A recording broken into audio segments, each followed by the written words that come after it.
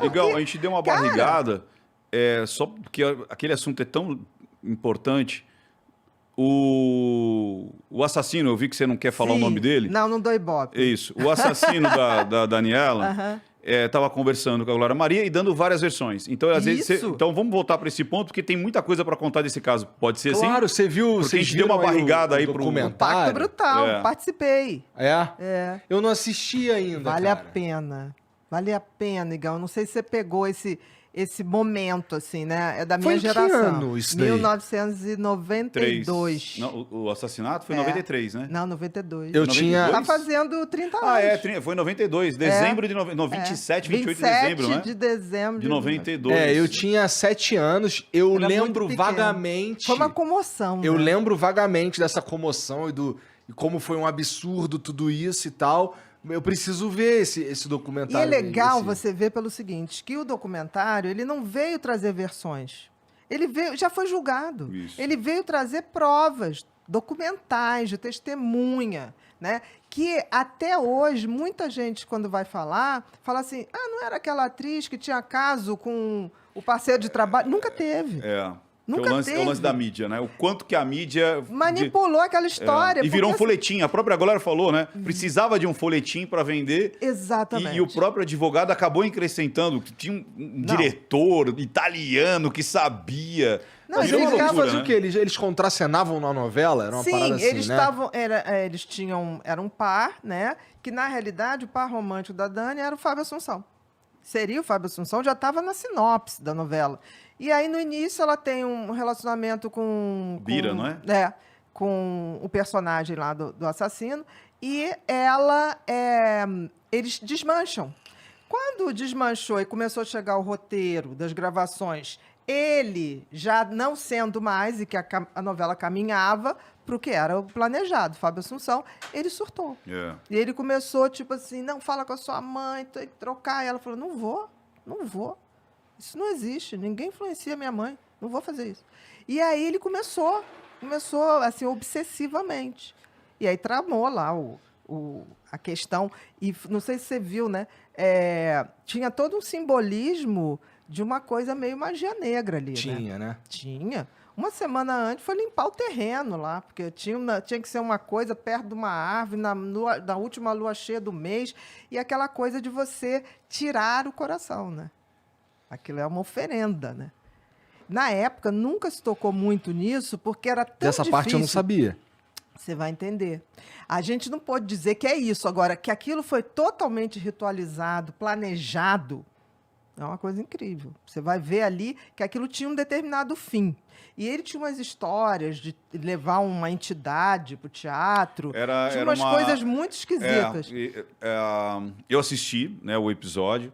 Eu fiquei muito feliz quando você apareceu lá. Falei, a doutora Beatriz ali e tal, dando sustentação, né, para dizer o que estava acontecendo. E a Paula Tomás, ela ia assistir ele nos Leopardos, né? Em tudo. E aí levava uma Nossa Senhora. Só que dentro dessa Nossa Senhora, pessoas que conviviam lá com eles, aquilo era como se fosse um disfarce. Então, dentro tinha objetos, tinham símbolos incrustados dentro e ela colocava, e toda vez que ele ia fazer alguma coisa, ela ia com essa Nossa Senhora e abria a bolsa e colocava ali. Ele também tinha uma imagem esquisitíssima, que as pessoas tinham muito receio no camarim dele. Existia uma ritualização. Uma ritualização. Uma religião ali. A gente não sabe qual que é definida, mas existia um pacto religioso, vamos dizer assim. Exatamente. E ele tudo isso que acontece é para que ele consiga obter o sucesso, Exatamente, né? Isso, a qualquer custo. Qualquer custo. Eu li em algum lugar, assim, porque esse caso, com esse documentário, voltou, né? E ele fez uns vídeos, ele falou umas paradas e tal. E eu não lembro, mas era um outro ator falando que trabalhou com ele na época. Maurício Matar? Talvez, que acho que foi. Parece que ele falou pro Maurício, se é que foi o Maurício, eu não lembro, mas talvez tenha sido, que ele faria qualquer coisa para ter sucesso, ele transaria com qualquer pessoa que Mas ele tivesse. fez, né? Fez, né? Fez de tudo. Tipo assim, muitas coisas. É claro que um cara desse tem passado. Eu sempre digo isso. Um psicopata não nasce quando faz o primeiro crime. Ele já tem várias outras coisas. E quando a gente vai na história pregressa dele, tem muita história. Tem muita história. Só que tem que, na época, pessoas envolvidas, pessoas muito conhecidas na época, não quiseram depor para não se expor. Mas tinha muita história. E a Paula Tomás, a gente estava até conversando lá.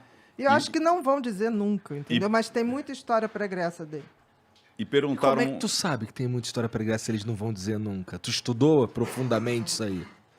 Olha, chegou uma época na minha vida, depois que eu lancei o Mentes Perigosas, a ex... Porque, assim, ele casou com a Paula, depois casou novamente com uma outra mulher que se chamava Paula, e o Tomás é dele. Então, reproduziu o nome. Uhum. Aí teve uma hora que se separou. E aí ele começou a namorar uma outra pessoa. Essa outra pessoa entrou em contato comigo do nada, assim, nos directs da vida e das redes sociais, e começou a falar, ele não mudou nada, ele é isso, isso, isso. Me falou de coisas que aconteciam na igreja que ele frequenta hoje. E aí chegou uma hora que eu falei, olha, eu posso te ouvir, mas eu não posso fazer nada. É uma decisão sua. Você está com ele, né? Aí depois, muito tempo depois, ela falou assim, não, me separei, aquilo é uma maluquice, tem umas coisas muito esquisitas. Eu falei, para e pensa, né? Porque quem sou eu para falar alguma coisa? Mas eu senti que ela queria que eu tomasse uma atitude. Eu não posso tomar uma atitude, até porque era a vida dela. Uma atitude? Que atitude que ela queria que você tomasse? As pessoas acham, né? Atribuem a gente... Ou que você vai poderes, pulverizar, poderes vai postar... Eu faço uma análise. Para denunciar crime lá no Maranhão, crime, sabe? Tipo assim, eu não sou da polícia. Quem denuncia o crime é quem sofreu o crime. Uhum. Entendeu? Eu não posso, olha, vou denunciar... Não é bem assim que funciona. Bia, olhando, lógico, não querendo fechar diagnóstico, longe disso, mas opinião. Como a gente sempre falou, a gente pode ter opinião. Pela sua opinião profissional, você tem mais medo da Paula Tomás ou do outro? Mais dela, da assassina. Que, diga-se de passagem, é de uma frieza inacreditável. Ela era o poder por trás dele. Ela que pautou toda a carreira dele. E ela topava essa coisa da relação aberta para que ele fosse à caça. Mas tudo tinha que reverter para o casal. Então, e se você pensar bem, ele no júri, por exemplo, Igor, ele é tão exibicionista, tão narcisista, que ele no júri, ele simplesmente deu um show. Ele pegou ali o palquinho, que é um júri, e ele começou a fazer a voz da Dani, a voz da mulher, a voz dele, encenar aquilo. Foi patético. E ali todo o juiz ficou muito impressionado com aquilo, porque ele não estava nem aí mesmo. Ele aproveitou para fazer a cena dele. A outra, até hoje, diz que nunca esteve lá. Apesar de ter sido condenada, porque tem provas que ela estava lá. Né? O advogado, né? Hugo, que já faleceu, né? Reconheceu, né? Ela. E ela diz, eu nunca estive lá. Eu nunca estive lá. Você sabe, Igor, que essa parte da... Ela é de uma frieza. Essa parte da encenação foi bem interessante. Quando eu fiz a análise... Então eu não vi essa porra. Vai vendo, eu fiz a análise de... Tem que ver, porque é uma aula de psicopatia, né? É uma aula de você ler os autos, de tudo que foi feito para não se chegar à conclusão, como as testemunhas foram... como é que se diz? Para não falar... Coagidas. Foram coagidas, né? Pessoas simples, que viram ele dando soco nela e jogando ela dentro do carro. Porque as pessoas diziam, por que aquela menina foi encontrar com ele num terreno baldio? Nunca foi. Já foi desmaiada. Né? Foi levada, não foi encontrar com ninguém, entendeu? Essa parte que ele faz a encenação no tribunal do júri, você sabe que a Glória entrou em contato comigo nessa... Porque foi assim, ele fez a entrevista com o Marcelo Rezende em 2012. Lembro. Eu fiz essa análise do Marcelo Rezende em 2012 em 2016. E quando eu faço a análise, mas foi assim, eu coloquei poucas horas... eu recebo um e-mail da Glória. Na realidade, ela entrou em contato pelo Facebook pedindo, me dá um e-mail. Falei, pronto, vou ser processado.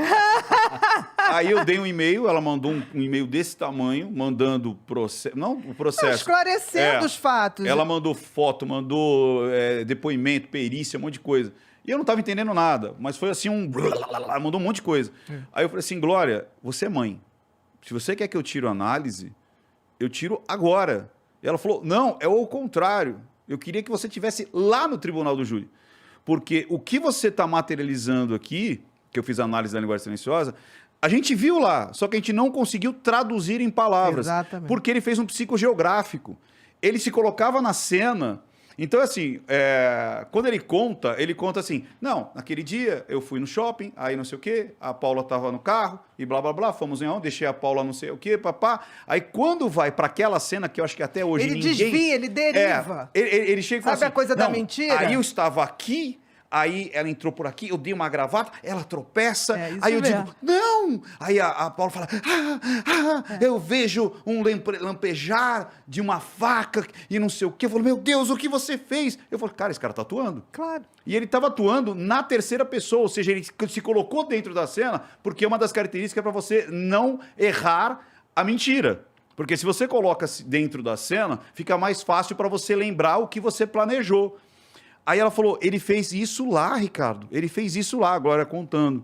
Aí a gente trocou alguns e-mails e tal, e foi exatamente isso. O quanto que ficou, assim, patético. Só que se você pega uma pessoa que não tem um pouquinho de perspicaz, você fala, cara, isso é verdade, olha quantos detalhes. Ele tá falando a verdade, olha quantos detalhes. E quem mente bota muito detalhe para tentar fugir. Então começa, mas o que você estava fazendo? Não, aquele dia eu estava de roupa branca, né?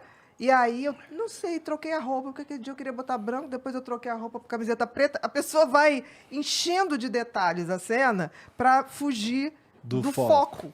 Ele faz isso o tempo todo. E agora, né, depois quando lançou, a mulher dele atual invadiu a minha live e falou assim, essa mulher escreveu um livro e ficou milionária às custas do meu marido. Não, é mega, né? Porque querer dizer que eu fiz Mentes Perigosas em homenagem ao marido dela tá louco, né? Tipo assim, ali tem Suzane, tem Nardoni, tem tudo, entendeu? Tem o Roger Abdelmaci, tem tudo, de A a Z.